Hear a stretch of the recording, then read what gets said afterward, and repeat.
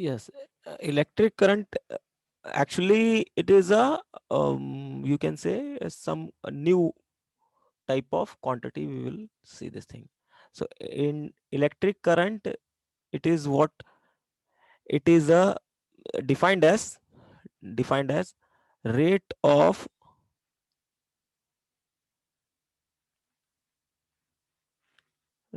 change of, or rate of flow, you can say rate of flow of charge. Okay, so let's suppose इसको अभी इसका physical meaning जो है थोड़ी देर में समझ में आएगा, बट फिलहाल समझो, we say that electric current we can say I equal to dq by dt. Mean is in a small time how much amount of charge is flow through any conducting wire or conducting material is known as electric current. Simple. Okay, what amount of charge that will be flow through this conductor in a unit time, that is known as electric current. We will see in a depth. Okay, just wait. The unit, remember, unit is ampere. Okay, why we say that the unit is 1 ampere, we will discuss when we study electromagnetic, जब हम ये पढ़ लेंगे, कहते हैं magnetic field पढ़ेंगे, तब उसके बाद हम इसको देखते हैं कि इसका यूनिट 1 एम्पियर ही क्यों आया। वैसे इसका दूसरा यूनिट कह सकते हैं 1 कूलाम पर second. Okay, so to understand electric current, we have to see the things which is happening at the microscopic level. So at microscopic level, microscopic level, कि माइक्रोस्कोपिक लेवल पे क्या, इसको हमें समझ, इलेक्ट्रिक करंट का अगर physical meaning समझना है, then we have to go at the microscopic level. Suppose we have any conductor, suppose we have a conductor, a conducting material,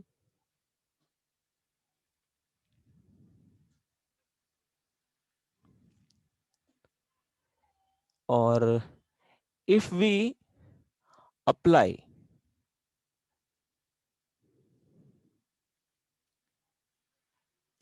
potential difference across the conducting material, then we have current. Means current is actually due to potential difference across the conductor. If there will no potential difference, no electric current. Okay, so basically current is come because of potential difference. So here we applying a battery. Okay, so that produce a potential difference V across this conductor, and due to this what happen, there will be current.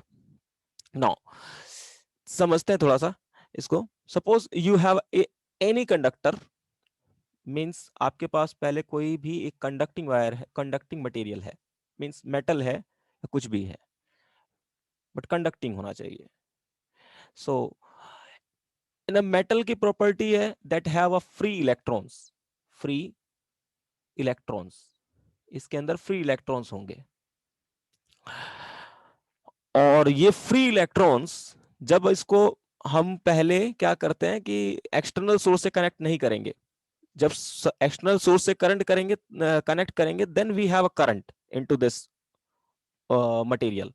But suppose अगर हम इसको connect नहीं करते तो क्या होता, they have a free electrons, that metal have free electrons, and each electrons move randomly move randomly in the metal, in the metal with some velocity, with some velocity, but direction there is a lot of free electrons, and that will move in every direction. So we don't have a specific direction in which this all electrons are moving. So we assuming that here ki electrons are moving in the random direction, in randomly in each direction, and that have some velocity, and that velocity actually it is a function of temperature. It is a function of temperature. 3 kT by 3 kT by, you can say, ME. ME, where ME is the mass of electron, mass of electrons, electrons, and where T is the temperature. T is the temperature, temperature of metal. Suppose we have a metal and we kept this metal at room temperature, at room temperature. So at room temperature means 25 degrees centigrade. So suppose we have a metal and this metal are placed into the room which is at a temperature 25 degrees centigrade. So it will come in thermal equilibrium with the room. So whatever the temperature of the room, that become the temperature of this metal because of the thermal equilibrium. Means there will be no heat transfer will be take place from surrounding to the metal or metal to the surrounding. Means there will be thermal equilibrium. There will be no temperature difference between room or the metal. So at a particular temperature, so each free electrons have some velocity, so it's called thermal velocity. Okay, 1 minute. I said that this metal, actually ये metal जो है अभी room के साथ room में रखा हुआ है जिसका टेम्परेचर 25 डिग्री सेंटीग्रेड है. तो रूम टेम्परेचर पे क्या होगा, इसके अंदर जो भी इलेक्ट्रॉन्स है, मेटल के अंदर जो भी फ्री इलेक्ट्रॉन्स है, that move randomly with some velocity, and that velocity is actually function of temperature. जैसे जैसे टेम्परेचर बढ़ेगा ये इलेक्ट्रॉन्स की वेलोसिटी भी बढ़ेगी. Okay, so that is called thermal velocity. But if you find the net or average velocity, average, why we are finding average? Average क्यों find करना चाह रहे हैं हम? Why?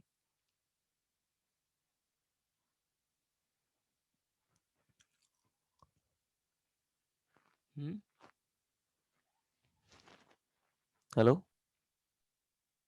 Yes sir. एवरेज क्यों फाइंड करेंगे यहाँ पे अगर? क्योंकि किसी का भी वेलोसिटी पता नहीं है ना, हाँ, यहाँ पर रैंडमली. रेंडमली है. मीन्स बहुत सारे पार्टिकल्स हैं और मैं चाहता हूं कि मतलब जैसे कि एवरेज लेते ही क्यों है, रीजन इसका जैसे कि समझो कि जैसे मैं अगर सपोज किसी भी क्लास में जाता हूं और उस क्लास में बहुत सारे बच्चे हैं, उन सभी का डिफरेंट डिफरेंट वेट है, डिफरेंट डिफरेंट वेट है, डिफरेंट डिफरेंट वेट है. अब मुझसे कोई पूछता है कि what is the weight of कितने वेट के बच्चे इस क्लास के अंदर हैं, तो मैं क्या कहूंगा? मैं सबका वेट बताऊंगा. अगर मान लो 100-150 लोग हो गए, 100-150 बच्चे हैं एक क्लास के अंदर, तो सभी का वेट बताना मुझे बहुत डिफिकल्ट होगा.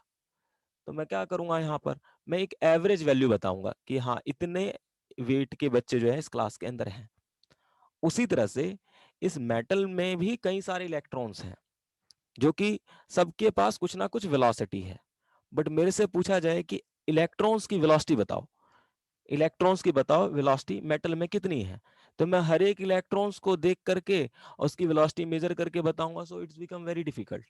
सो what we do, we actually say that average velocity of the electrons. So हर एक इलेक्ट्रॉन्स की हम वेलोसिटी नहीं बता सकते, that's why we are said average velocity of the electrons, free electrons. So if we are finding out the, suppose मैं average velocity find करना चाहता हूँ इन सभी इलेक्ट्रॉन्स का, तो सभी इलेक्ट्रॉन्स की वेलोसिटी को क्या करूंगा, ऐड करूंगा बट चूंकि वेलोसिटी वेक्टर क्वांटिटी है तो सभी वेलोसिटी का मैं वेक्टर सम करूंगा और divide by total number of electrons, जितने भी इसके अंदर इलेक्ट्रॉन्स होंगे उसे डिवाइड करूंगा। बट चूंकि सभी इलेक्ट्रॉन्स रैंडमली मूव कर रहे हैं तो सबका अगर मैंने वेक्टर सम किया, कोई वेक्टर इधर की तरफ, कोई वेक्टर इधर की तरफ, कोई इधर की तरफ, कोई इधर की तरफ, तो सबका अगर मैंने सम किया तो ये आ जाएगा आपका 0 at room temperature. Oh sorry, at मतलब जब हम इसको किसी मेटल से किसी भी बैटरी से कनेक्ट नहीं कर रहे हैं तो एवरेज वेलोसिटी 0 मींस कोई भी इलेक्ट्रॉन्स, हम ओवरऑल क्या कहेंगे, no electron is flow inside the metal, means कोई भी इलेक्ट्रॉन्स फ्लो नहीं कर रहा, कोई भी इलेक्ट्रॉन्स फ्लो नहीं कर रहा, हम ऑन द एवरेज यही बोलेंगे कि इलेक्ट्रॉन्स इसके अंदर फ्लो नहीं कर रहा। बट होता क्या है, सपोज मैंने इसी मेटल को पोटेंशियल डिफरेंस, किसी एक पोटेंशियल डिफरेंस के अक्रॉस लगा दिया। मैंने कह दिया कि लेट अस सपोज हमारे पास ये मेटल है और इस मेटल का ये वाला जो सरफेस है इसका पोटेंशियल सपोज 10 वोल्ट है और इसका पोटेंशियल 0 वोल्ट है। तो जैसे ही पोटेंशियल डिफरेंस आएगा तो अंदर में क्रिएट होगा इलेक्ट्रिक फील्ड इसी मेटल के अंदर। अगर पोटेंशियल डिफरेंस नहीं होता तो इलेक्ट्रिक फील्ड 0 होता। बट अगर पोटेंशियल डिफरेंस है तो एक इलेक्ट्रिक फील्ड जो है जनरेट हो जाएगा, वो high voltage to low voltage की ओर होगा। This is the electric field inside the metal, ये इलेक्ट्रिक फील्ड जनरेट हो गया। अब इसके अंदर फ्री इलेक्ट्रॉन्स है, इसके अंदर फ्री इलेक्ट्रॉन्स है।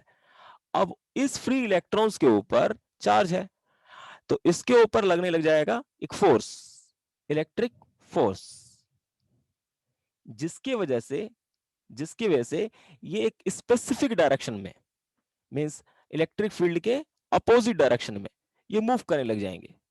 और ये सिर्फ एक इलेक्ट्रॉन्स पे नहीं लगेगा, सब पे, सभी के लिए ये फील्ड है तो सभी के ऊपर ये फोर्स लगेगा, सभी इलेक्ट्रॉन्स के ऊपर फोर्स लगेगा। और ये सारे इलेक्ट्रॉन्स जो है वो स्पेसिफिक डायरेक्शन में, एक पर्टिकुलर डायरेक्शन में मूव करना स्टार्ट कर जाएंगे।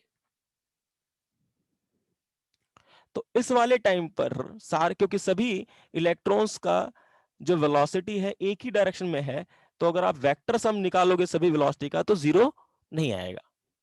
मींस अब अगर मैं एवरेज वेलोसिटी अब फाइंड करूं इस टाइम पर तो that not be equal to 0, अब 0 नहीं आ सकता। Means that all electrons will move okay under the certain specific, जैसे ही हमने यहां पे लगाया पोटेंशियल डिफरेंस, तो एक पर्टिकुलर डायरेक्शन में मूव करना स्टार्ट कर जाएगा। बट होगा क्या, जब ये मूव करेगा तो एक प्रॉब्लम आएगी, क्योंकि ये जो मेटल है वो कई सारे एटम से मिलकर के या मॉलिक्यूल से मिलकर के बना हुआ है, बहुत सारे एटम से मिलकर के बना हुआ है। मैं को दिखाता हूं, ये बहुत सारे एटम से मिलकर के बना हुआ है, बहुत सारे एटम से मिलकर के बना हुआ है ये। तो जैसे ही ये इलेक्ट्रॉन्स, इसको मैं थोड़ा जैसे ही ये इलेक्ट्रॉन्स मूव करेगा तो वो किसी ना किसी एटम से जाकर के टकरा जाएगा, किसी ना किसी एटम से जाकर के टकरा जाएगा। और जैसे ही टकराएगा, जैसे ही इसका कोलिजन होगा तो ये अपना डायरेक्शन चेंज कर देगा, ये इलेक्ट्रॉन जो है अपना डायरेक्शन चेंज कर देगा। पहले इस डायरेक्शन में मूव कर रहा था, बट टकराने की वजह से एक तो इसकी वेलोसिटी कम हो जाएगी, दूसरी इसका डायरेक्शन चेंज हो जाएगा। बट जैसे ही डायरेक्शन चेंज होगा इलेक्ट्रॉन्स, मतलब पहले इधर की तरफ जा रहा था और उसके बाद टकराने के बाद सपोज इधर की तरफ जाने लग गया, तो जैसे इधर की तरफ जाने लग जाएगा देन फिर से इसके ऊपर इलेक्ट्रिक फोर्स एक्ट करेगा, जिसकी वजह से ये फिर से इलेक्ट्रिक फील्ड के डायरेक्शन में मूव करना स्टार्ट कर जाएगा। मैं थोड़ा बड़ा करके दिखाता हूं। जैसे ये हमारे पास था और ये हमारे पास एक इलेक्ट्रॉन्स है, तो ये इलेक्ट्रॉन है और यहां पर हमने इलेक्ट्रिक फील्ड लगा दिया था, इलेक्ट्रिक फील्ड इस डायरेक्शन में है। जिसकी वजह से इसके ऊपर इलेक्ट्रिक फोर्स लगा, इधर की तरफ इलेक्ट्रिक फोर्स लगा, F E sorry E into small E. और मान लो यहां पे कोई एटम है, तो जैसे ये इससे जाएगा कोलाइड कर जाएगा, कोलाइड होने के बाद इसकी वेलोसिटी चेंज हो जाएगी, मींस एक तो इसकी वेलोसिटी कम हो जाएगी और उसका डायरेक्शन भी हो सकता है चेंज हो जाए। पर जैसे ही चेंज होगा फिर से जैसे ही चेंज होगा फिर से क्या होगा, मान लो इलेक्ट्रॉन इधर पहुंच गया, जाना चाहिए था इधर की तरफ, बट फिर से ये टकराने की वजह से इधर की तरफ चला गया, तो फिर से इसके ऊपर क्या लगेगा, बट ये है तो अभी इलेक्ट्रिक फील्ड के अंदर ही, फिर से इसके ऊपर इलेक्ट्रिक फोर्स लगना स्टार्ट कर जाएगा, जिसकी वजह से फिर से ये इसी डायरेक्शन में मूव करना स्टार्ट कर जाएगा। मींस थोड़े देर के लिए इसकी वेलोसिटी का डायरेक्शन चेंज होगा, बट अगेन ये इसकी वेलोसिटी इधर की तरफ हो जाएगी, बट ये किसी ना किसी एटम के साथ टकराएगा। ओके, तो यहां पर इलेक्ट्रॉन्स का कोलिजन हो रहा है किसके साथ, एटम्स के साथ और मॉलिक्यूल्स के साथ, और यू कैन से क्रिस्टल के साथ। ठीक है, बहुत सारे एटम्स मॉलिक्यूल के साथ कोलिजन होगा, जिसकी वजह से इसकी वेलोसिटी कम हो जाएगी। पहले जब जब इलेक्ट्रिक फील्ड नहीं था, जब इलेक्ट्रिक फील्ड नहीं था, तो आप सोचिए, जब इलेक्ट्रिक फील्ड नहीं था तो इलेक्ट्रॉन्स फ्री थे, इलेक्ट्रॉन्स फ्री थे, वो किसी भी डायरेक्शन में मूव कर सकते हैं, वो किसी भी डायरेक्शन में मूव कर सकते हैं, किसी भी डायरेक्शन में मूव कर सकते हैं। तो वो क्या करेंगे, वो ऐसे पाथ को फॉलो करेंगे जहां पे रेजिस्टेंस उसको नहीं मिलेगा, कोई इसको रोकने वाला नहीं होगा। मींस अभी इसको, इस इलेक्ट्रॉन्स को कोई रोकने वाला नहीं है, तो ये अपनी मर्जी के हिसाब से जहां तहां जैसे मर्जी जो है चलेगा, जिगजैग मोशन करेगा। बट जैसे ही हमने इलेक्ट्रिक फील्ड लगा दिया तो इस इलेक्ट्रॉन्स की मजबूरी हो जाएगी कि इसे इसी पर्टिकुलर डायरेक्शन में मूव करना पड़ेगा, बट जैसे ही ये मूव करेगा तो किसी ना किसी एटम के साथ टकरा जाएगा, और टकराने की वजह से क्या होगा, इसकी वेलोसिटी कम हो जाएगी। तो जब रूम टेम्परेचर पे होता है आपका इलेक्ट्रॉन्स, जब रूम टेम्परेचर पे मेटल होता है तो इलेक्ट्रॉन्स के पास जो वेलोसिटी होता है उसे थर्मल वेलोसिटी कहते हैं, and that will be more as compare to जब आप यहां पर पोटेंशियल डिफरेंस लगा रहे हो, यहां पे पोटेंशियल डिफरेंस लगा रहे हो।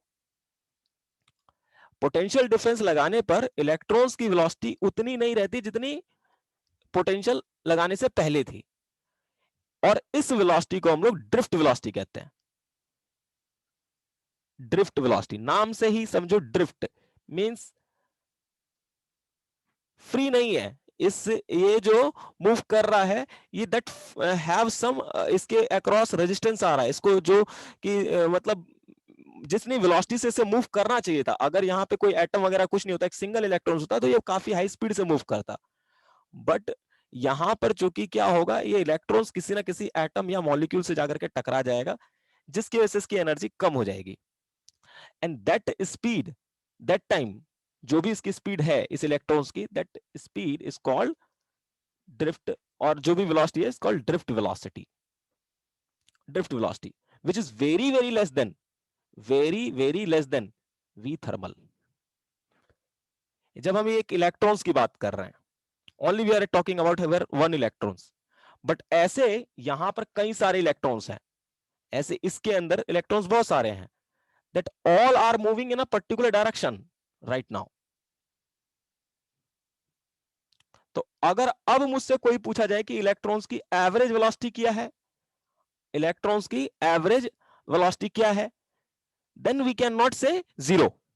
अब जो मैं एवरेज निकालूंगा, अब जब मैं एवरेज निकालूंगा that is v1 plus v2 vn divide by total number of particle, number of electrons, that is not equal to zero under the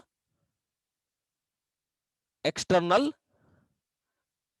electric field, electric field, and that velocity, ये जो velocity है जिसके वजह से ये move कर रहा है, जिस वेलोसिटी से, अब जो हम वेलोसिटी बताएंगे, अब जो वेलोसिटी बताएंगे, इस वेलोसिटी को हम लोग ड्रिफ्ट वेलोसिटी कहेंगे, drift velocity which is very less than, very very less then, इसका वैल्यू जो होता है 10⁻³ मीटर पर सेकंड के आसपास होता है, बहुत कम होता है। Okay, yes sir. Yes yes yes. तो इसमें ये फिजिकल पिक्चर क्लियर होना चाहिए कि हाँ। तो अब देख सकते हो electrons right now that all electrons are moving in a particular direction, means charge are flowing in a particular direction. Here in this case there will be no charge flow, there will be no charge flow. Here charge is flowing in a particular direction, in a particular direction when we applying the external voltage, external voltage. So we say that right now it have a current. It means in this conductor, in this conductor have a current, but here there will be no current. Current here we can say no current, I is zero, but here I is not zero because charge is flowing. Electrons current, what is the electric current? Electric current is the rate of flow of charge, rate of flow of charge. Okay, so how much charge will be flow? Here we say that there will be no charge flow because there will be no velocity, but here we have velocity. So electric current here we have because of drift velocity. Okay, so now our aim is to calculate this velocity. Our aim is to calculate this velocity. Suppose we have a conductor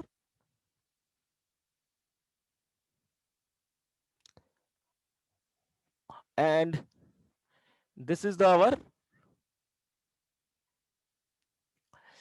ये हमारा हो गया source जिससे हमने connect कर दिया, जिसका battery है, बैटरी से लगाया. Okay, so now what happen in this electron, if we apply voltage V, तो यहां पे अंदर में इलेक्ट्रिक फील्ड क्रिएट होगा E. ये मान लो इलेक्ट्रिक फील्ड क्रिएट हो गया ऐसे करके E इलेक्ट्रिक फील्ड क्रिएट हो गया. तो अगर वो इलेक्ट्रिक फील्ड यहां पर ओके ये इलेक्ट्रिक फील्ड क्रिएट हो गया, तो इस इलेक्ट्रिक फील्ड की वजह से इलेक्ट्रॉन्स के ऊपर फोर्स लगेगा आपका E इंटू कैपिटल E. इस फोर्स की वजह से, इस फोर्स की वजह से इसके पास एक्सेलरेशन होगा and that acceleration is force by mass of electrons. Now अगर मैं यहां पर कहूं कि ये यहां पर एक एटम है, ठीक है, यहां पे एटम है, यहां पे भी एक एटम था, यहां से इलेक्ट्रॉन्स चला, यहां से चला और यहां तक पहुंचा, यहां से चला यहां तक पहुंचा. मान लो ये डिस्टेंस जो है, इस डिस्टेंस को हम लोग मीन फ्री पाथ कहते हैं. That's called, distance is called mean free path, lambda, lambda mean free path. Mean free path means what? Mean free path का मतलब क्या हुआ? ये केमिस्ट्री में पढ़ा गया होगा जब गैस पढ़ रहे होगे, गैस स्टेट. सो मीन फ्री पाथ मींस कि ये इलेक्ट्रॉन्स को, यहां इलेक्ट्रॉन्स इसके बीच में कोई, इसको एटम नहीं मिल रहा कहीं पे भी, बट यहां से यहां जैसे इसके बीच में कहीं पे भी एटम नहीं मिल रहा, that are free, that are free to move here. So that's why it called, this length is called mean free path. So mean free path मान लेते हैं यहां से यहां तक जो टाइम लगेगा, मींस यहां से इलेक्ट्रॉन्स यहां जो पहुंचेगा उसको टाइम लगेगा tau, and this tau is called relaxation time. Tau is called relaxation time, means जब तक इलेक्ट्रॉन्स रिलैक्स था, किसी इलेक्ट्रॉन्स के साथ, किसी एटम के साथ टकरा नहीं रहा था, रिलैक्सेशन टाइम. और you can say it is a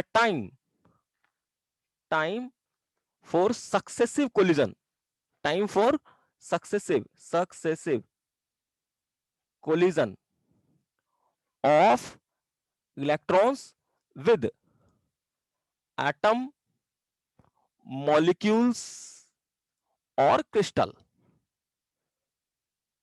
okay, so तो मान लेते हैं यहां से यहां तक इसकी जो टाइम लगा टॉ लगा. सो इनिशियली जब हम इसे बैटरी से कनेक्ट नहीं करेंगे, so initially you say that the electrons on the average, what is the velocity electrons have? All electrons have zero velocity. All on the average हमसे पूछा जाएगा, तो हम क्या बताएंगे? On the average there will be no velocity. So initially no velocity, initially we have no velocity, initial velocity is zero, but finally what happen? We have a velocity when we applying this source, and that velocity is called drift velocity, which is v average. So this is equal to, you know that elect, अब यहां पे जो source हम use कर रहे हैं that is DC, that is DC, DC है, direct current. So what happen, the electrons here facing the force due to electric field, and that electric field is constant. So electric field is constant, so force acting on the electrons is also constant. So if the force acting on the electrons is constant, then the acceleration of electron is also constant. So we can use the equation of motion, which is u plus a into t. So what is the time taken by this? That is tau. Okay, now, so this is equal to 0. So you can say drift velocity vd is equal to E into capital E upon me into tau. So you can see the drift velocity is actually depend upon electric field and relaxation time. अभी ये बहुत important है, relaxation time is very important. Okay, so relaxation time, and this is the constant charge on the electrons divided by mass of the electrons. Okay, any problem? No, sir. Yes. Now one thing is very important. No, sir. Yes, the drift velocity per unit electric field, per unit electric field, whatever the electric field here, is called mobility, mobility of electrons or carrier, charge carrier. I told you what is the charge carrier. Charge carrier is the responsible to carry the energy from one end to one point to another point. So here electrons are responsible to carry the energy from one point to another point. So this is the and how we can define कि कितना अच्छा career है हमारा, कितना अच्छा career है. That is means हमारा जो कैरियर है, how much effective to transfer the energy from one point to another point, that is defined by mobility. जितना अच्छा मोबिलिटी होगा मीन्स उतना अच्छा जो है आपका वो इलेक्ट्रॉन्स जो है, वो जो चार्ज कैरियर है वो एनर्जी को एक पॉइंट से दूसरे पॉइंट पे ट्रांसफर करा देगा. So mobility is actually measure the effectiveness of charge carrier. You can say it measure or you can say or quantify means this gives us a certain kind of value on which you can decide whether it's bad or good. So it measure or quantify the ability of charge carrier to transfer energy from one point to another point.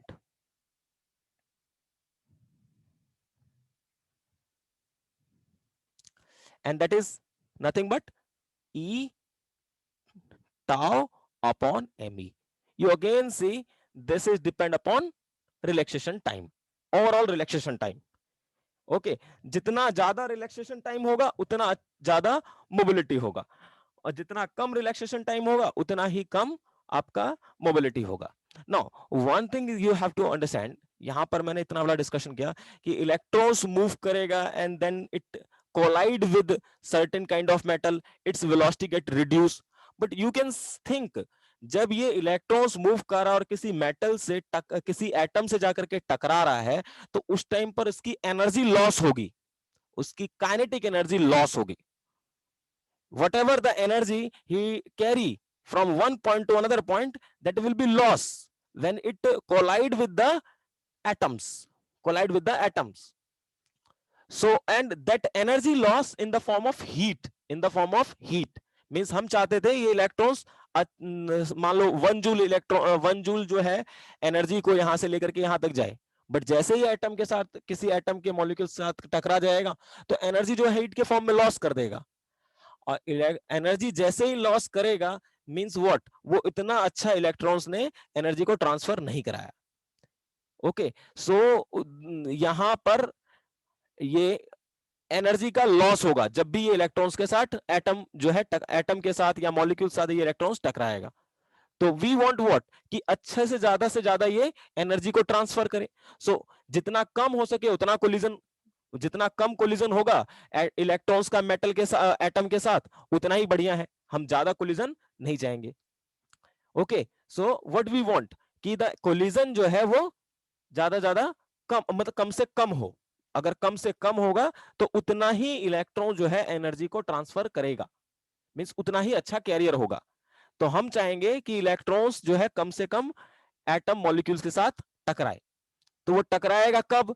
जब कम टकराएगा। अब सोचो यहां पर अगर मैं चाहता हूं कि वो कम से कम टकराए एटम के साथ ताकि एनर्जी ट्रांसफर कम हो, तो ये मीन फ्री पाथ जो है, ये मीन फ्री पाथ, ये जो डिस्टेंस इलेक्ट्रॉन्स को ट्रेवल करना पड़ रहा था, अगर जितना ज्यादा डिस्टेंस ट्रेवल करना पड़ेगा, जितना ज्यादा डिस्टेंस ट्रेवल करना पड़ेगा, उतना ही क्या होगा, उतना ही क्या होगा, ये इलेक्ट्रॉन जो है एनर्जी को लॉस नहीं होगा। अगर ये लैम्डा कम हुआ, मीन फ्री पाथ यानी इनके दो एटम्स के बीच का डिस्टेंस कम हुआ, तो होगा क्या कि इलेक्ट्रॉन्स का बहुत फ्रिक्वेंटली कोलिजन होगा एटम्स के साथ। तो हम क्या चाहेंगे कि ये डिस्टेंस जितना ज्यादा से ज्यादा हो सके उतना बेटर है, ये मीन फ्री पाथ जितना ज्यादा हो सके उतना बेटर है, ताकि कोलिजन इलेक्ट्रॉन्स का कम से कम हो। मींस रिलैक्सेशन टाइम जितना ज्यादा होगा, रिलैक्सेशन टाइम मींस अगर ये डिस्टेंस ज्यादा हुआ तो टाइम जो कोलिजन के लिए हो रहा है, जो टाइम लग रहा है, this tau, that should be very high. तो अगर ये हाई हुआ, अगर लैम्डा ज्यादा तो टाउ भी ज्यादा, और टाउ ज्यादा है मतलब कोलिजन कम से कम हो रहा है, एनर्जी का कम से कम लॉस हो रहा है। तो टाउ बढ़िया होने से क्या होगा कि mobility is good, mobility is good, mobility of charge career is good. So tau should be high, tau should be high, tau अच्छा होना चाहिए, ज्यादा होना चाहिए। Tau is more, is more, is more, should be more, ताकि कम से कम electrons, ताकि हिंदी में लिखता हूं, ताकि इलेक्ट्रॉन्स कम से कम एटम के साथ टकराए, जिसके वजह से एनर्जी कम लॉस हो, जिसके वजह से एनर्जी का कम लॉस हो। ठीक है, ओके। सो नाउ अब यहां पर एक चीज और है, जो ये टाउ है, this tau depend upon temperature. एक तो ये डिपेंड करेगा, it depend upon two things, it this relaxation time depend upon two things. First is type of metal, किस टाइप का मेटल है, एंड दूसरा किस चीज पे डिपेंड करेगा, दूसरा डिपेंड करेगा टेम्परेचर के ऊपर। ना हाउ, सपोज आपके पास मान लो एल्युमिनियम है और कॉपर है, एल्युमिनियम है और कॉपर है। ओके, तो there is a two type of aluminium, copper और आयरन है, जिंक है, there is a different type of metal, different type of metals. So what happen, the arrangement of the atoms into the metal will be different. जैसे aluminium और copper की बात करें तो इसमें FCC होता है, ठीक है, और आयरन जो है वो उसमें BCC भी हो सकता है, क्या होता है, बॉडी सेंटर्ड भी हो सकता है, और आपका FCC भी हो सकता है, और आपका नहीं सर दो ही हो सकता है, BCC FCC हो सकता है, ठीक है, और इसमें FCC हो सकता है। जिंक जो होता है वो मुझे ठीक से याद नहीं है, BCC होता है आई थिंक, ठीक है। तो इसमें अब जिस डिफरेंट टाइप का एटम होगा तो डिफरेंट टाइप का एटम, डिफरेंट टाइप का मटेरियल होगा, तो उसमें एटम का जो अरेंजमेंट होगा वो भी डिफरेंट होगा। तो अरेंजमेंट अगर डिफरेंट होगा तो ये उस अरेंजमेंट डिफरेंट होगा तो सभी के लिए लैम्डा का वैल्यू जो है, मीन फ्री पाथ जो होगा वो डिफरेंट होगा। Okay, so that's why the relaxation time will be different for different metal because of arrangement, है ना, अरेंजमेंट ऑफ एटम। तो बढ़िया मटेरियल कौन सा होगा जिसमें मीन फ्री पाथ ज्यादा मिले, मींस एटम के बीच का डिस्टेंस ज्यादा मिले। वहीं पर टेम्परेचर पे कैसे करेगा? अब आपको पता है कि जब हम टेम्परेचर को बढ़ाते हैं, temperature increase, temperature increase, then what happen, you know that temperature increase करने की वजह से क्या होगा, इलेक्ट्रॉन्स के पास जो भी एनर्जी है वो बढ़ जाएगी। टेम्परेचर के बढ़ाने से energy of electrons will increase, Energy of electrons increase. What kind of energy? Kinetic energy. और काइनेटिक एनर्जी इंक्रीज होने का मतलब क्या हुआ? वेलोसिटी बढ़ गया, वेलोसिटी इंक्रीज, वेलोसिटी इंक्रीज। और वेलोसिटी इंक्रीज करने का मतलब क्या हुआ? वेलोसिटी जितना ज्यादा हो जाएगा उतना कम टाइम लगेगा इस डिस्टेंस को उसको ट्रेवल करने में, means tau will be less, tau will be less, relaxation time is less. Means what happen, as temperature increase, temperature increase, temperature is inversely or you can say relaxation time is inversely proportional to temperature. In case of metal, very important, only for metal, not for semiconductor. So if relaxation time, if temperature is very high, relaxation time will be less, so mobility become less. So that's why metal, क्या होता है उसके, अगर आप temperature बढ़ाओगे metal को, आप metal का temperature बढ़ा रहे हो, कंडक्टर जिसके थ्रू आपको करंट पास कराना है, अगर उसके टेम्परेचर को बढ़ाओगे तो उसमें जो इलेक्ट्रॉन्स होंगे उसकी मोबिलिटी घट जाएगी। टेम्परेचर बढ़ाने से मोबिलिटी घटेगा, क्योंकि टेम्परेचर बढ़ने से रिलैक्सेशन टाइम घटेगा, जिसकी वजह से मोबिलिटी घटेगी इलेक्ट्रॉन्स की। So that will be not effectively जो है एनर्जी को ट्रांसफर कर पाएगा one point to another point. Okay, yes sir. Yes, yes. So but in case ये जो चीज है for metal, only for metal, but for semiconductor, for semiconductor, semiconductor, semiconductor, relaxation time, relaxation time is directly proportional to temperature. Means temperature बढ़ेगा, relaxation time बढ़ेगा, relaxation time बढ़ेगा, जिसकी वजह से मोबिलिटी जो है चार्ज कैरियर की, होल्स की और इलेक्ट्रॉन्स की बढ़ती है। Okay, that's why we use right now, बड़े बड़े जगहों पे देखोगे सेमीकंडक्टर बहुत सारी जगह पे यूज करते हैं हम लोग, because it's because the temperature increase करने से रिलैक्सेशन टाइम बढ़ता है उस वाले केस में, इसमें उल्टा कैरेक्टरिस्टिक मिलता है, ये वाला different. Okay, we will discuss this thing.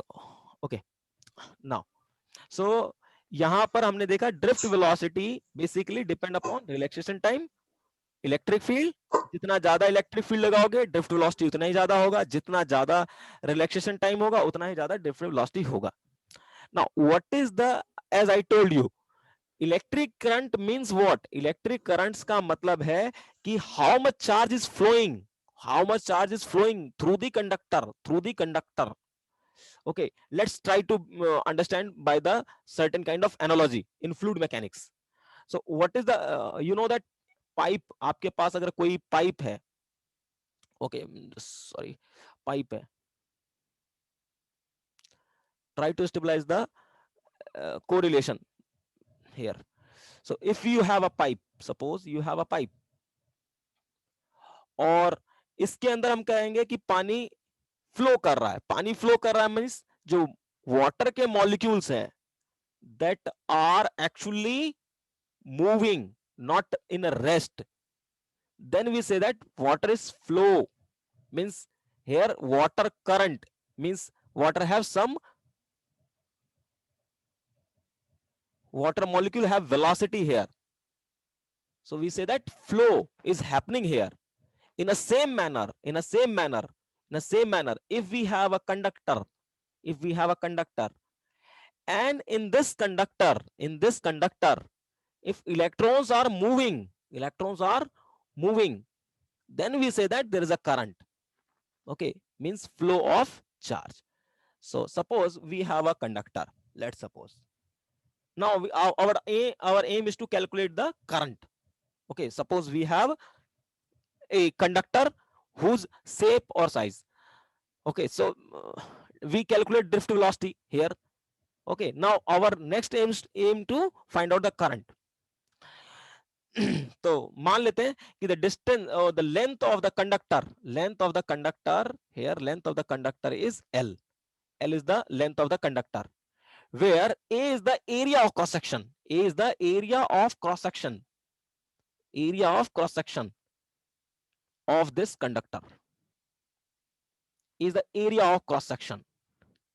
L is the length of conductor, where A is the area of cross section.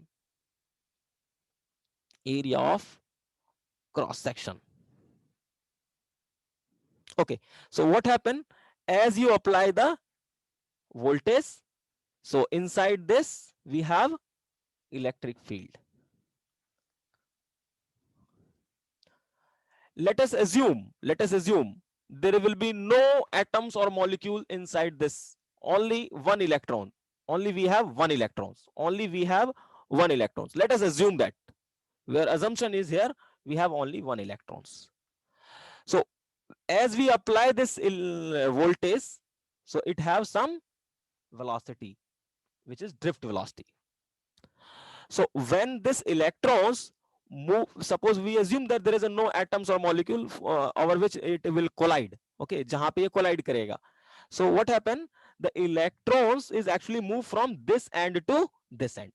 I will explain what is the role of this. So electrons will move from this point to this point. Okay, so it travel the distance L. It travel the distance L.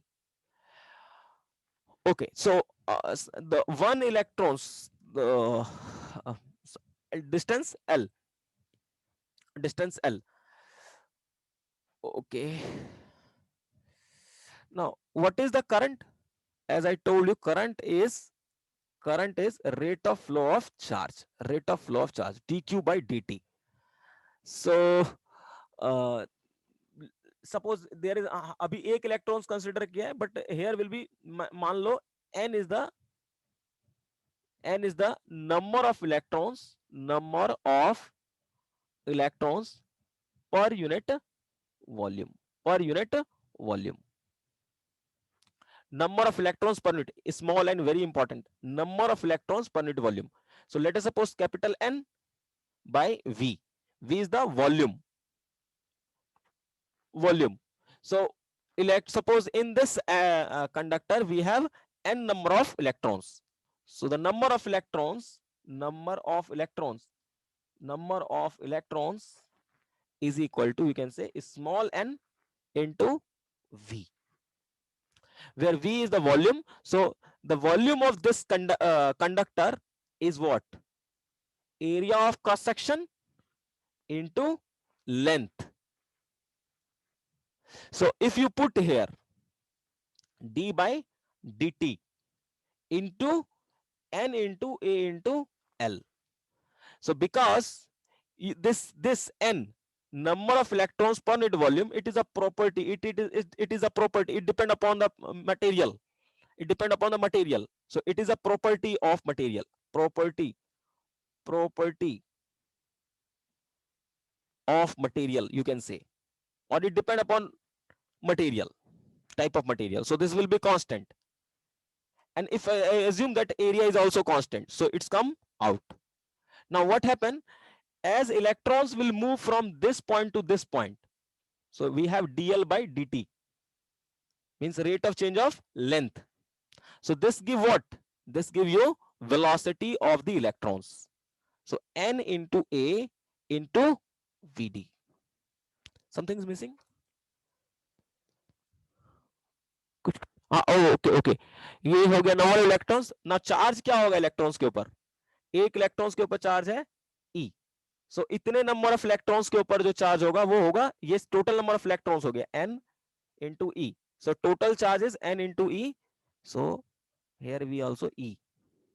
So this is the I. Means this is the current through the conductor. So you can say current through the conductor is depend upon N, which is depend upon type of material, area of cross section. Okay, and next thing is what? Drift velocity. Okay, whatever the drift velocity and charge on the electrons. Simple. Yes, Yes. sir. Yes. Okay, now there is a one more quantity. एक और quantity होता है जिसका नाम है आपका current density. Current density. Density. and I use J for this. And very, very important, very, very important, current density. So what is the current density? Let us try to understand. As you know that, जैसे कि अगर मैं कहूं कि electrons flow कर रहा था, electrons flow कर रहा था इस कंडक्टर के थ्रू, और अगर मैं यहां पर एरिया ऐसे करके कंसिडर करूंगा, ऐसे करके एरिया मैंने कंसिडर किया, ऐसे करके एरिया कंसिडर किया, तो इस एरिया में से इलेक्ट्रॉन्स का जो फ्लो होगा वो मैक्सिमम होगा, इलेक्ट्रॉन्स का फ्लो जो होगा वो मैक्सिमम होगा इस एरिया के थ्रू। बट वहीं पर मैंने अगर ये वाला एरिया कंसिडर किया होता, ऐसे वाला,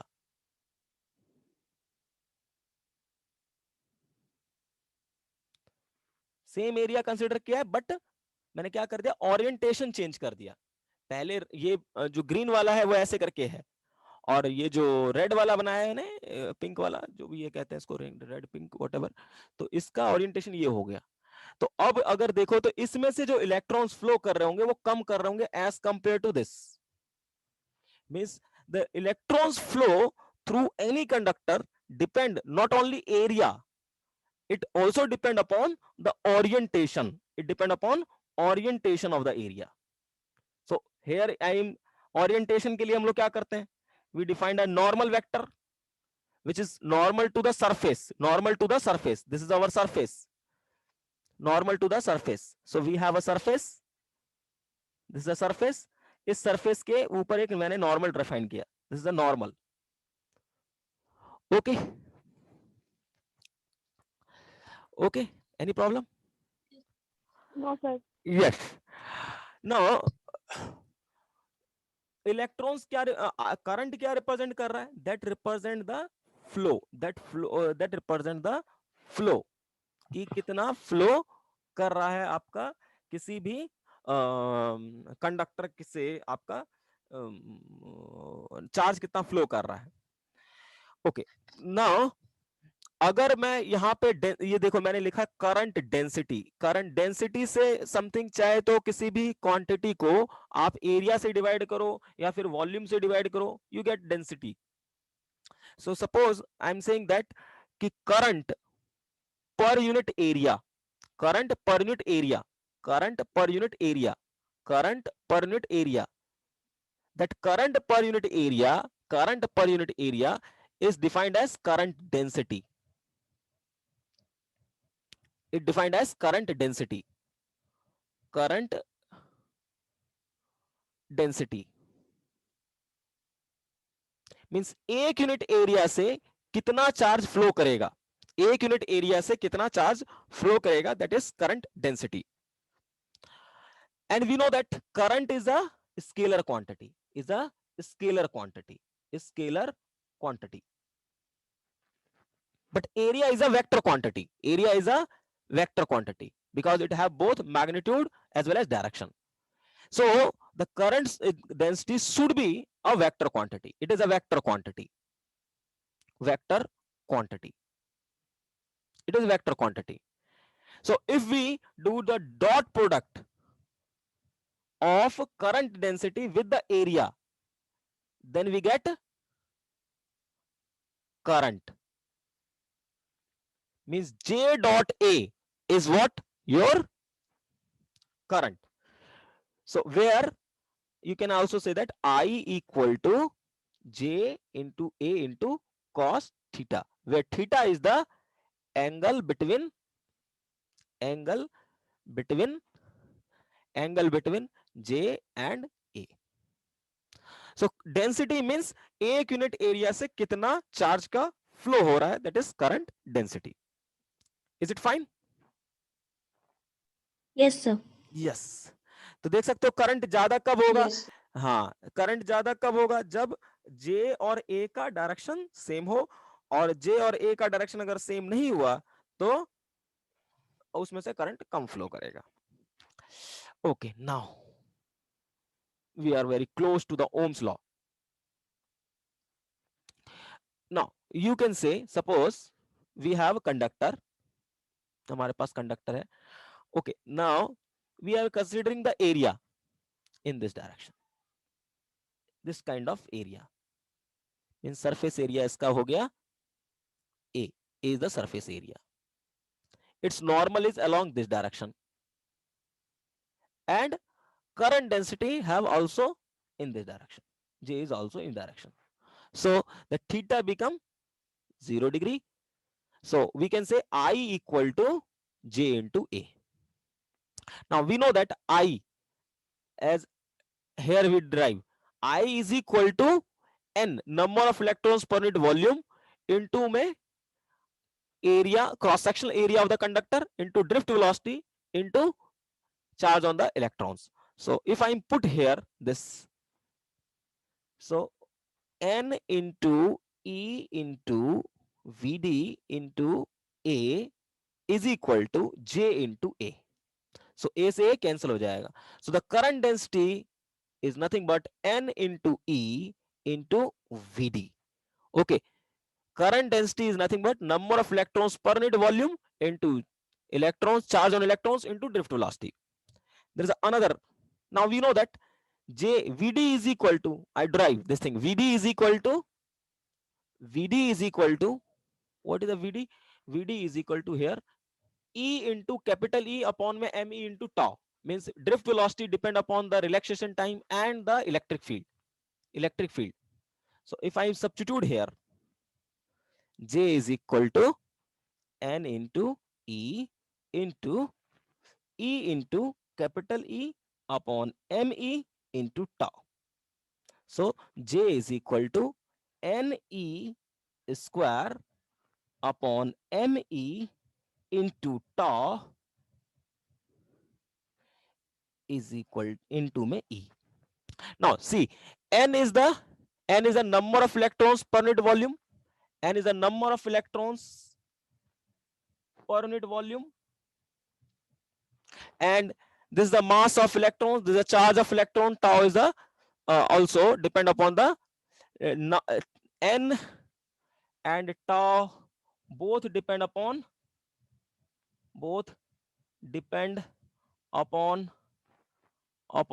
type of conductor कि किस टाइप का कंडक्टर है, where and tau is also depend upon temperature. So this is you can say it is a property of the material at a particular temperature.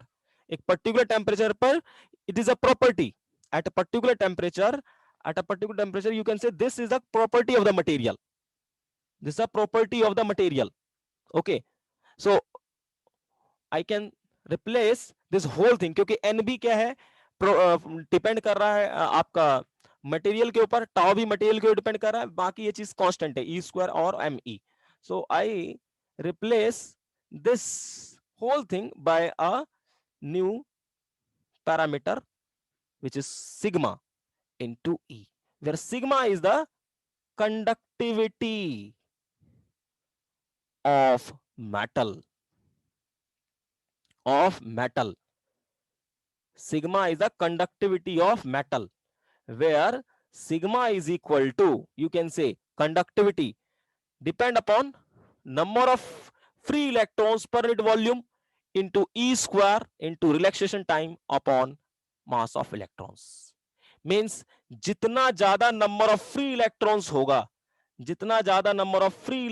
होगा किसी भी एक यूनिट वॉल्यूम के अंदर, उतना ज्यादा ही कंडक्टिविटी होगा, उतना ही ज्यादा जो है चार्ज जो है वो एक यूनिट एरिया से फ्लो करेगा, उतना ही ज्यादा चार्ज का फ्लो होगा एक यूनिट एरिया से.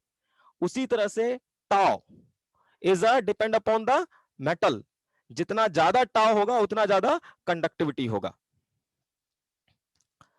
Okay, Yes, sir. Yes. So you can say the current density, very very important, the current density अगर मैं इसको मान लेता हूं constant for a given metal, this is a constant for a given metal, this is a constant, or E sigma for given metal and temperature, it is a constant. So you can say conductivity is directly current density is directly proportional to the electric field. Means if we have a conductor and if we apply the certain kind of voltage across the conductor, due to which what happen, there will be electric field inside the conductor.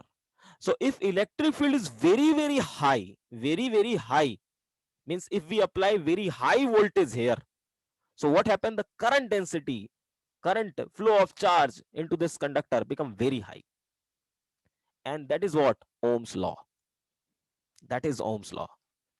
Okay, that is the actually Ohm's law. Ohm's law.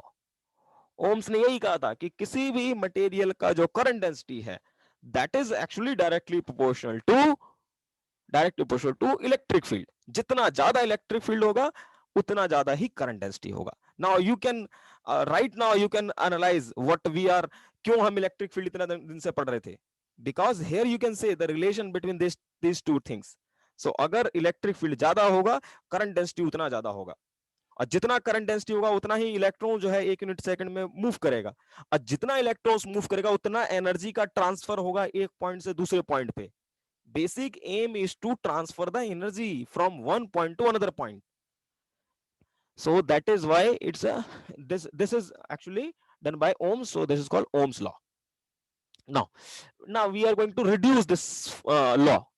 Okay, so sigma, so how we can reduce? Okay, तो जैसे कि J, you know that I, J is I by A होता है, और this is sigma. We can write sigma, इसको हम 1 by rho भी कह देते हैं, where rho is called resistivity. Very important. There is another property of material, rho 1 by sigma. This is called resistivity. Resistivity means rho equal to me upon n e square into tau.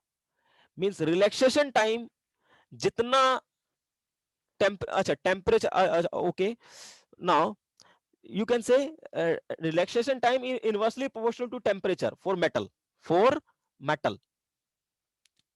So uh, so resistivity is directly proportional to what? Temperature. Mean जितना ज्यादा temperature आप बढ़ाते जाओगे किसी metal का, उसका resistivity बढ़ता जाएगा. What is the meaning of resistivity? Resistivity का फिजिकल मीनिंग क्या है? What is the meaning of physical meaning? Resistivity actually show the resistance, means face by the electrons. Okay, means temperature बढ़ाने से electrons का collision जो होगा atom molecule के साथ ज्यादा होगा, एनर्जी का उतना ज्यादा लॉस होगा. तो रेजिस्टिविटी हम हमेशा चाहेंगे कि मेटल का क्या हो, कम से कम हो. ठीक है, उसी तरह से कंडक्टिविटी बट हम क्या चाहेंगे, ज्यादा हो. जितना ज्यादा कंडक्टिविटी है उतना अच्छा इलेक्ट्रॉन्स का ट्रांसफर होगा एक पॉइंट से दूसरे पॉइंट पे. Now this is E upon 1 by rho. So what is we can say, अगर हमारे पास ये मेटल है और मैंने कहा यहां पर इसको मैंने V वोल्टेज से लगा रखा है और इसका लेंथ L है, L is the length. So inside this electric field is E is the electric field. So E is equal to E into L is equal to, we can say, V. We know this thing. Voltage across the conductor is V. So this is the relation between V, electric field and electric potential. Now कहां पे गया भैया, ये आगे E को हम लिख सकते हैं V by L, तो V रो इंटू L आ जाएगा. So now you can say I is equal to or you can say V is equal to rho into L by A into में I, where V is the velocity, not velocity, this is the voltage, potential difference. Again, for a given shape or size, for given shape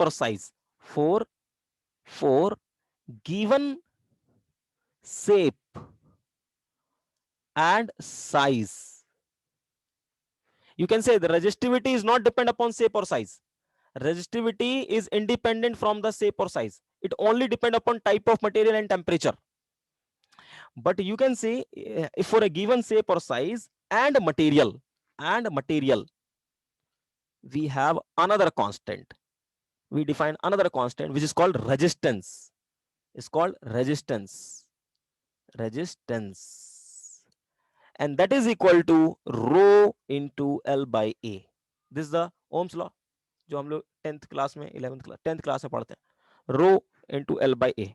So the resistance of a material, it is not a, you can say this is a property, this is a property, this is a property, but this is a actually not a property, it is a constant which depend upon type of material as well as shape or size L और A.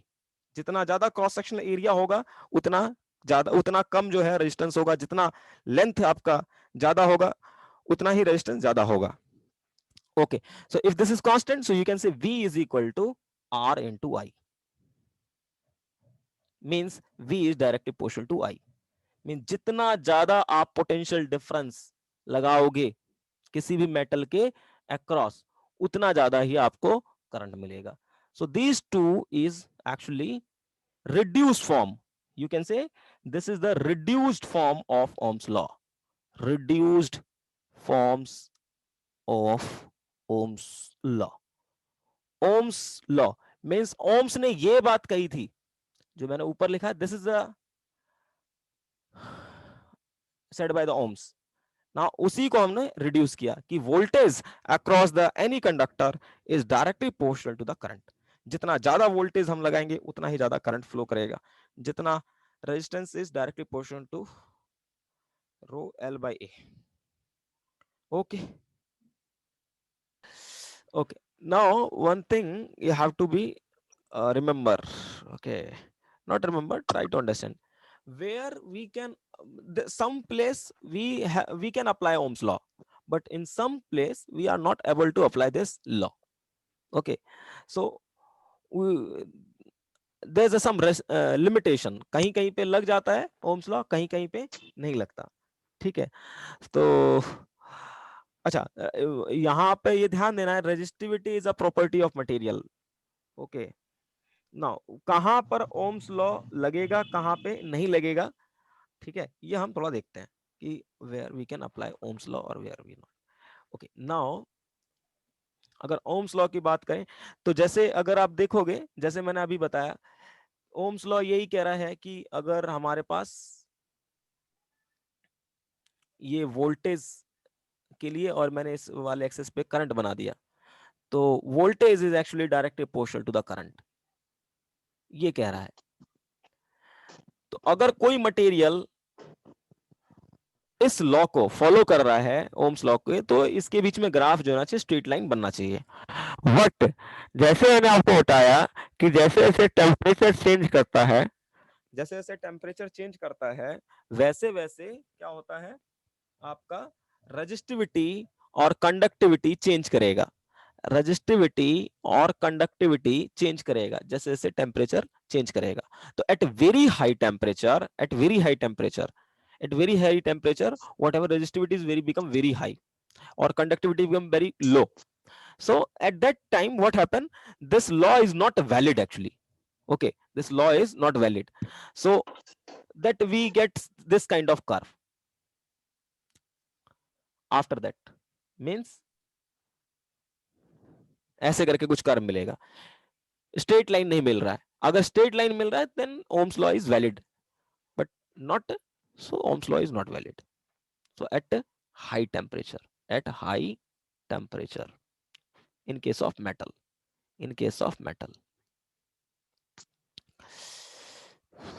Ohm's law is not valid.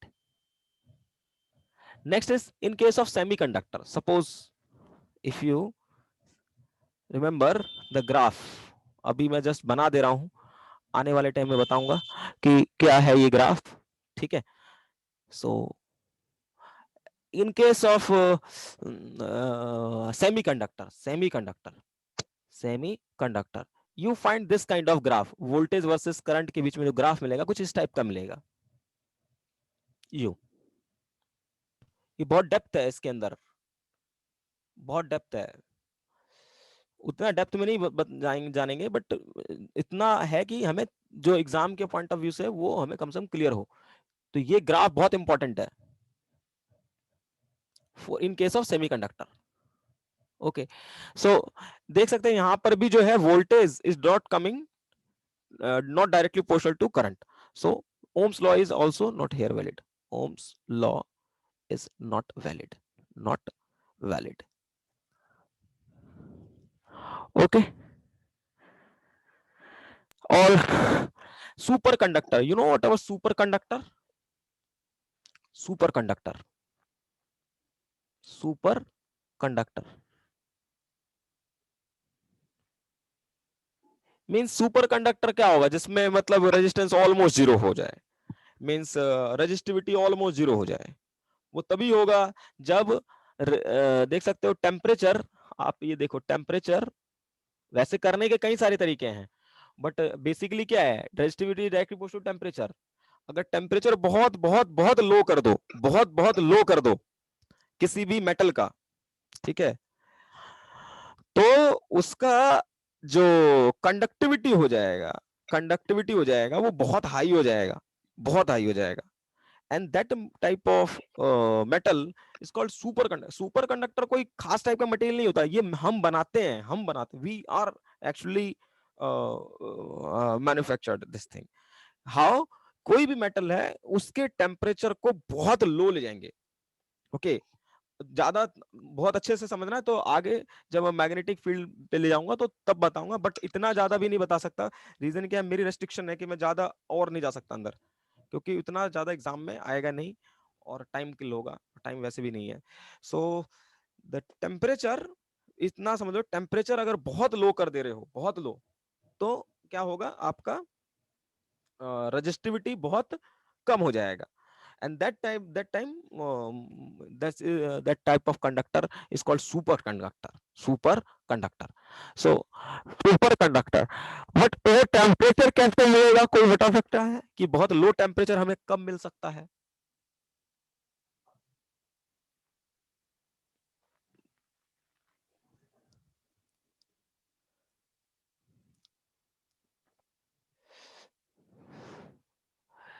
जैसे nitrogen, nitrogen है, gas है, अगर आप उसको liquefy करोगे, liquefy करोगे means nitrogen gas होता है, हाँ, गैस ही होता है ना, उसको हम लिक्विफाई करेंगे, तो लिक्विफाई करेंगे तो क्या करेंगे, लिक्विफाई कैसे, वो गैस को कंप्रेस करना पड़ेगा।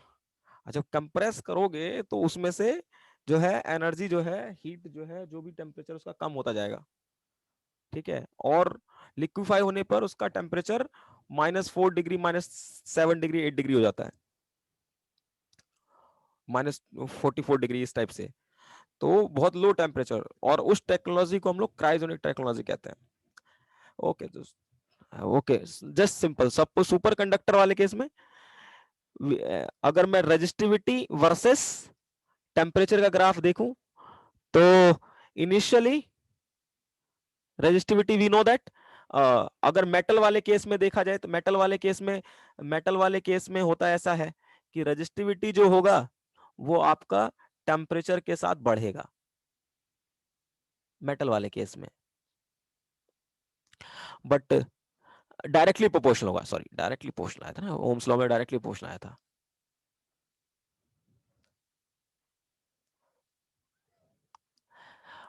But in case of super conductor what happen, initially कुछ टेम्परेचर तक, इसे कहते हैं क्रिटिकल टेम्परेचर, क्रिटिकल टेम्परेचर, उस टाइम तक, इस टेम्परेचर तक जो होगा रेजिस्टिविटी आपका ऑलमोस्ट जीरो होता है, और देन उसके बाद जरा सा भी आप क्या करोगे, टेम्परेचर बढ़ाओगे तो कंडक्टिविटी फिर से बढ़ना स्टार्ट कर जाता है। Okay, so this type of behaviour in case of super conductor और क्रिटिकल टेम्परेचर। तो अगर किसी मेटल का टेम्परेचर इस टेम्परेचर से बिलो हो गया, then it behave like a super conductor. Okay,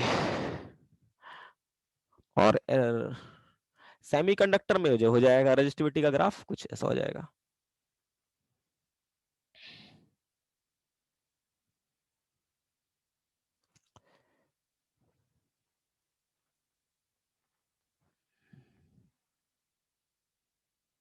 rho versus T. Okay. Now my next question is what? Uh, Not a question. You, everyone, it is your homework. Okay. So you have to tell me the dimensions, dimensions, dimensions dimensions and unit, SI unit of conductivity, resistivity, and resistance. Yes. Now question, हमने current electricity start किया है, तो देखो इसमें पहले हमने पढ़ा, क्या पढ़ा है हमने करंट के बारे में। मैंने आपको बताया दो टाइप के एलिमेंट लगा होता है, एक्टिव एलिमेंट और पैसिव एलिमेंट। फिर उसके बाद इलेक्ट्रिक करंट बताया, और इलेक्ट्रिक करंट में ही मैंने आपको रेजिस्टेंस के बारे में बताया। ठीक है। नेक्स्ट इसमें रह गया आपका पैसिव एलिमेंट, मींस ये बैटरी, बैटरी रह गया। जैसे मैंने आपको कैपेसिटर में बताया था, बैटरी एक तरह का पंप जैसा काम करता है। ये क्या करता है? पंप की तरह काम करता है। And actually it motivate the charge, it this device actually motivate the charge to move from high potential to move electron from high potential to low potential. High potential से लो पोटेंशियल पे electrons को move करने के लिए motivate करता है। How it motivate means आपका जो केमिकल एनर्जी है वो इलेक्ट्रिकल एनर्जी में कन्वर्ट होगा, और इलेक्ट्रॉन्स को मोटिवेट करेगा इस जगह से इस जगह पे मूव करने के लिए। So that motivation is known as electromotive force, electromotive force, electromotive force. So in next class we see this electromotive force and Kirchhoff law. So this chapter is actually finished in next class. Okay, so this will finished.